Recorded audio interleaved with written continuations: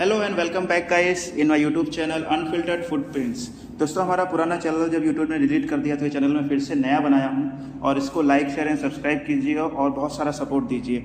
अब दोस्तों, आज मैं आप लोग के लिए लेके आया हूँ, ये एक ब्लॉगिंग है जो कि मैं महाकुंभ में गया था। हालांकि लेट अपलोड कर रहा हूँ। तो महाकुंभ में जब मैं गया था तो आप लोग के लिए कुछ क्लिप्स और कुछ वीडियोस मैंने रिकॉर्ड किए, तो मैं सोचा कि ब्लॉग के फॉर्म में आप लोग के लिए डाल देता हूँ। तो दोस्तों, मैं आप लोग को जो बता रहा हूँ तो आप ध्यान से सुनते जाइए और देखते जाइए और वीडियो को अंत तक ज़रूर देखना। तो देखो, जैसे मैं ये जो महाकुंभ में आया हूँ दोस्तों, ये महाकुंभ जो है दुनिया का सबसे बड़ा रिलीजियस गैदरिंग के अंदर आता है, ठीक है। और ये बेसिकली 12 साल में एक बार मनाया जाता है, राइट। और कहाँ मनाया जाता है? ये मनाया जाता है हमारे भारत के सबसे 4 पवित्र नदियों के किनारे, ठीक है, 4 पवित्र नदियों के किनारे। और यहाँ पे जैसे इसकी खास बात क्या है, तो हर साल यहाँ पे मिलियंस ऑफ भक्त लोग ऑल ओवर वर्ल्ड से आते हैं और इन 4 पवित्र नदियों में डुबकी लगाते हैं।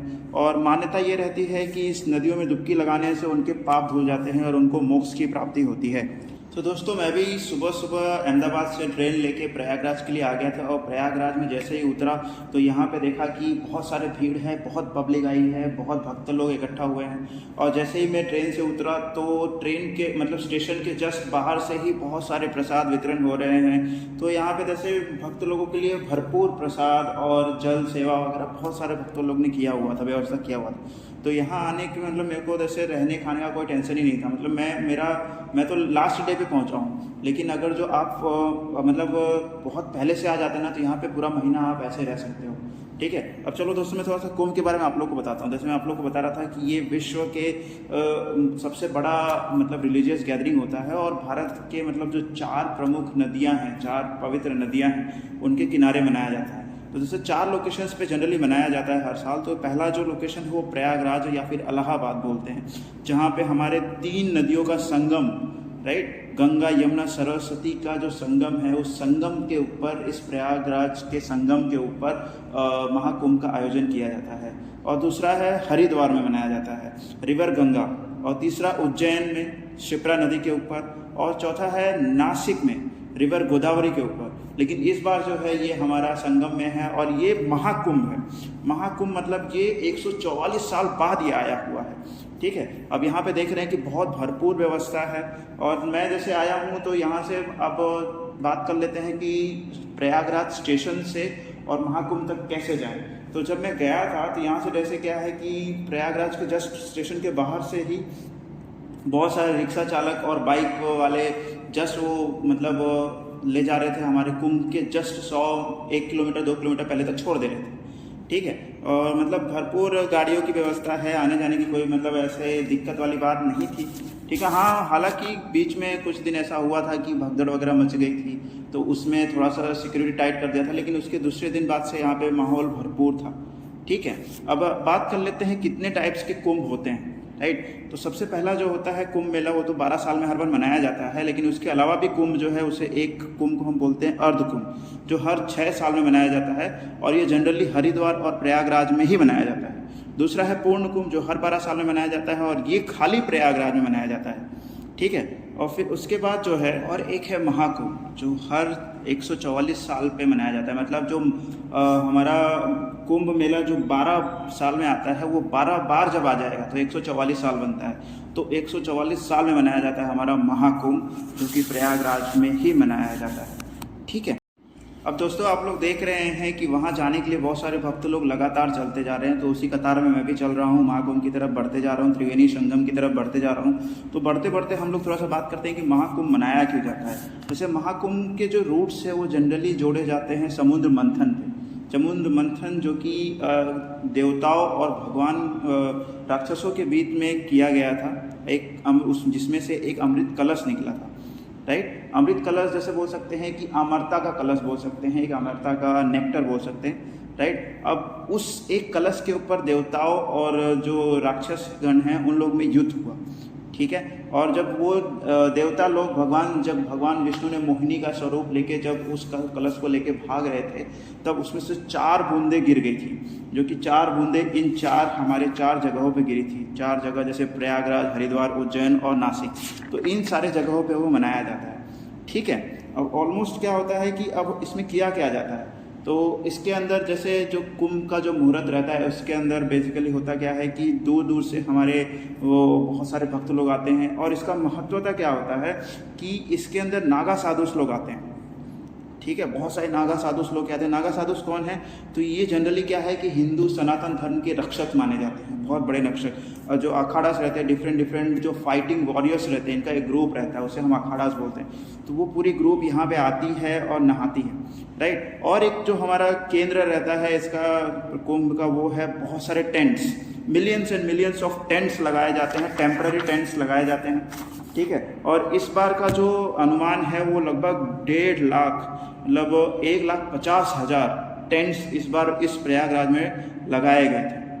ठीक है, और लगभग भारत सरकार ने भी इसमें लगभग 360 से ज़्यादा नए ट्रेन चलाए थे।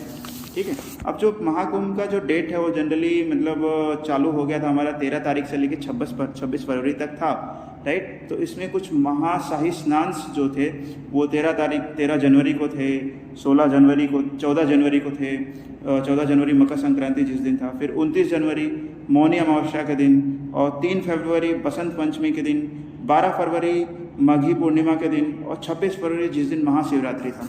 अब एक जो इंसिडेंट हो गया था, जैसे कि मौनी अमावस्या के दिन यहाँ पे एक इंसिडेंट हुआ था, जैसे आप लोग को पता ही होगा कि भगदड़ मच गई थी। कुछ लोगों ने, कुछ अनुयायियों ने आके यहाँ पे भगदड़ मचा दी थी कि उसकी वजह भगदड़ में लगभग 30 से ज़्यादा लोगों की मृत्यु हो गई थी इसमें, और 60 से ज़्यादा लोग इंजर्ड हो गए थे। ये थोड़ा सा फॉल्ट हुआ था, और भी जो थोड़ा सा 1-2 ब्लास्ट वगैरह भी हो गए थे। ठीक है, सिलेंडर फट गए थे टेंट्स के अंदर। ये 2 चीज़ें हुई थी, बाकी बहुत बढ़िया तरीके से मनाया गया था।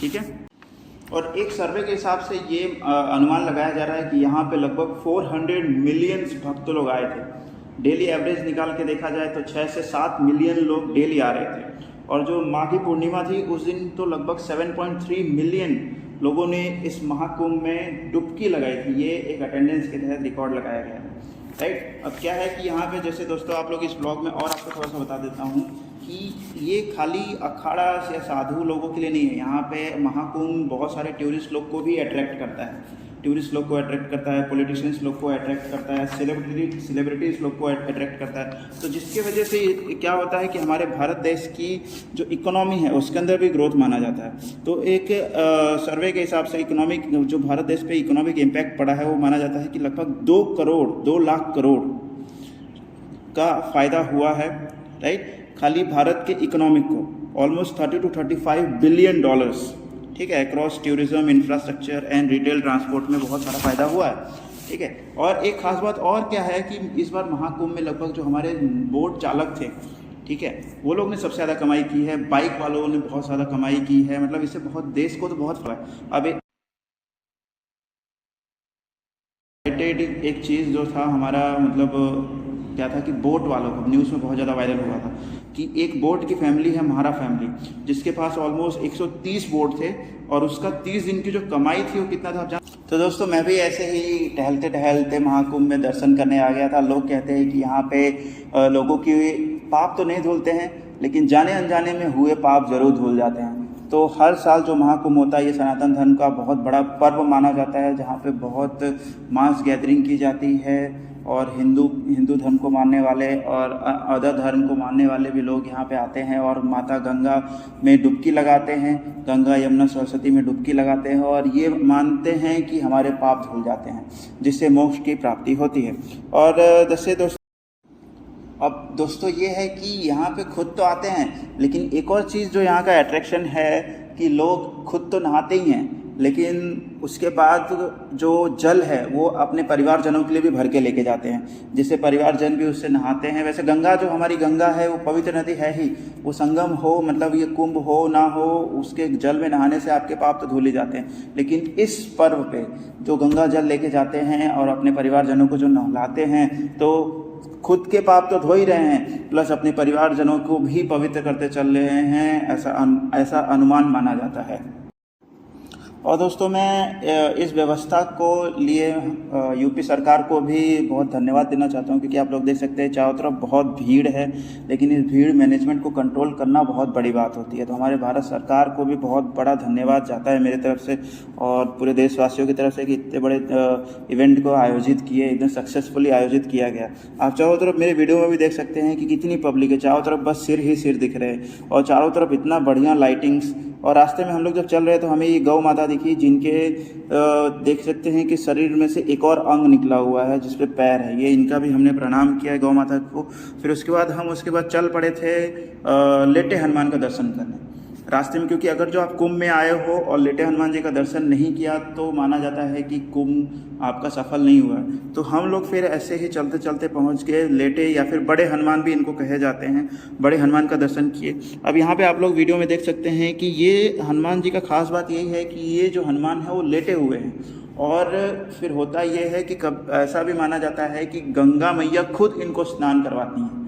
मतलब एक समय ऐसा आता है कि गंगा माता पूरा उनके मतलब उनके गर्भगृह में आ जाती हैं और उन हनुमान जी को पूरा स्नान करवाती है। ऐसे बहुत सारे वीडियोस आपको इंस्टाग्राम और यूट्यूब पे मिल जाएंगे जिसमें दिखाया जा रहा है कि पूरा जो ये गर्भगृह है हनुमान जी का, इसके अंदर पूरा गंगा माता का पानी आ गया है।